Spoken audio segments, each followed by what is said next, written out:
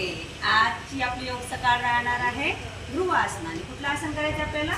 ध्रुवासन. आपल्या लेसनचं नाव आहे ध्रुवासन. त्यामध्ये 3 प्रकारच्या पोझिशन राहणार आहे. फर्स्ट नंबरची पोझिशन शेअर करणार आहे, सेकंडची मृणाली आणि थर्ड आराध्य. Okay, turn your face.